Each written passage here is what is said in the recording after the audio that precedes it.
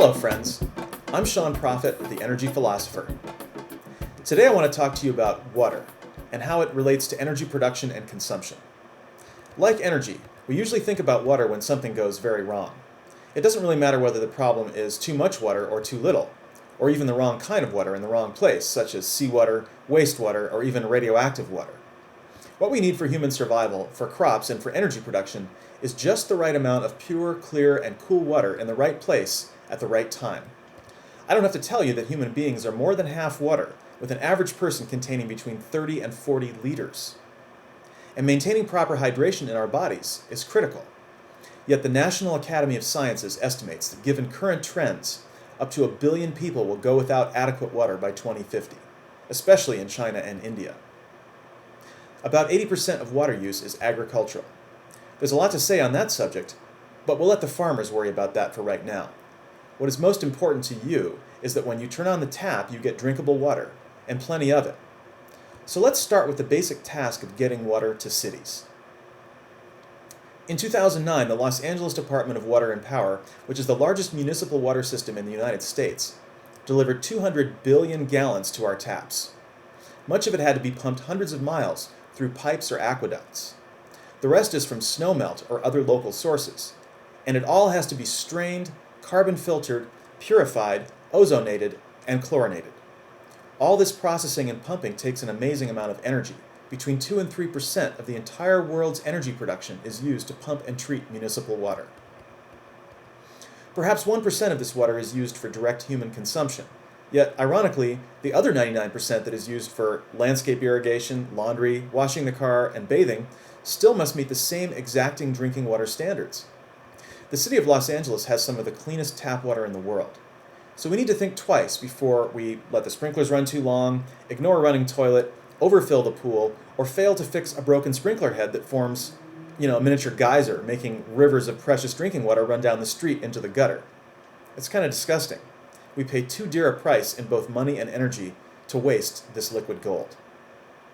I want to talk now about Lake Havasu, a major reservoir on the Colorado River for California and Arizona. Havasu is not just a lake that's a great party spot. Its Parker Dam also produces 120 megawatts of hydroelectric power, about 1/8 as much as a large coal or nuclear power plant, but with no carbon emissions. And it's been doing so since 1938. Half of this power is used to pump water along the Colorado River aqueduct.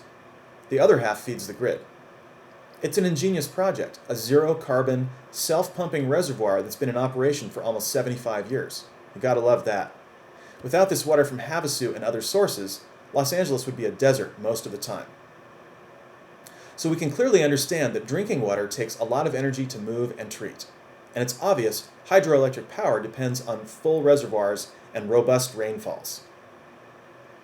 What is less well known is that nearly all types of power plants consume water, and lots of it. And here's why.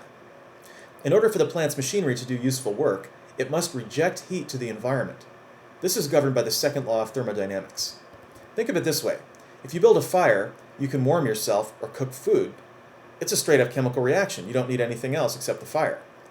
But if you want to turn the heat from the fire into mechanical work or generate electricity, it's a thermodynamic process requiring a cycle of expansion and condensation of a fluid. In most cases, that fluid is water. Here's how it works. In a thermal power plant, a heat source such as coal, natural gas, the sun, or nuclear fission fires a boiler, in which water is kept under high pressure. As the steam from the boiler expands, its energy is transferred into a turbine mechanism. This process is only about 1/3 efficient, meaning fully 2/3 of the heat energy produced by the boiler is ultimately wasted and must be discharged into the environment. It does so as the steam condenses back into water to be recycled into the boiler.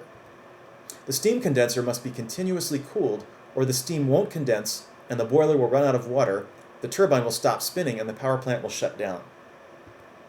Some plants recirculate their water in cooling towers. Those enormous, kind of scary-looking concrete cylinders you see near power plants. Others rely on rivers or the ocean. The overall thermal efficiency of the plant is determined by the temperature difference between the turbine and the cooling water. What this means is that all thermal power plants that rely on environmental cooling have higher efficiencies in the winter than they do in the summer. During extreme heat waves or drought, thermal power plants actually have to scale back their power production or shut down. Here's a few examples. In August 2007, the Browns Ferry nuclear plant in Alabama had to scale its power production back 25%. The temperature in the Tennessee River hit 90 degrees Fahrenheit, the maximum allowable by law. When this happened in 2006, in a heat wave in Europe, some plants got waivers from the temperature regulations and kept operating in spite of the high water temperatures, resulting in massive fish kills in those rivers. In 2008, the Diablo Canyon nuclear plant on California's central coast had to shut down because its cooling water intake from the ocean became clogged by jellyfish. Now, jellyfish aside, power plants located on the ocean are far less vulnerable to temperature changes than those on rivers. It's one of the reasons why Japan's Fukushima nuclear plant was located at the shore and directly in the path of a tsunami. The irony is, the very ocean that made the plant practical and productive became its destroyer. And this is one of the lessons of this disaster. Energy and water are forever linked, and it's not just fossil-fueled plants. Renewable energy takes water too. From hydropower to solar thermal, even many types of geothermal wells require injection of surface water to make steam, which must then be cooled and recycled like any other thermal power plant. The only methods of power production not dependent on natural cooling water are solar panels and wind turbines. Many legacy power plants designed and built for the climate of 50 years ago are finding themselves operating well outside of original assumptions about water availability. Climate change is affecting rainfall patterns around the world, creating floods in some areas and droughts in others. So even if we build new thermal plants today based on current rainfall expectations, we may find things becoming very different in future decades. My point is not to paint a picture of doom and gloom. It is simply to show that the climate does not have to change radically to have huge cascading effects on our energy system. And ironically, on the hottest days when demand is highest for air conditioning, thermal power plants are most likely to buckle under the load. What that means is that utilities fire up natural gas peaking plants to keep the grid running. These plants are expensive to operate and just end up producing more CO2 and making our planetary problem worse. This creates a huge advantage for wind power and solar photovoltaic. These renewable energy sources don't need fuel, don't produce CO2, and most important of all, need no water. So this is your chance, once again, to cast your vote with your dollars. Invest in wind and solar directly or buy your electricity from companies that do. Invest in more efficient light bulbs and appliances. Vote for political candidates who back wind and solar, as well as high efficiency standards, smart metering, and investments in the smart electrical grid. Remember, every time you turn on a light or electrical appliance, you are also consuming water. And every time you turn on the tap, you are consuming electricity. I don't say this to make you feel guilty, just to help you become conscious of how inseparable these two vital services actually are. We have a huge task ahead of us, and that is to learn to live sustainably and grow the economy in harmony with natural systems.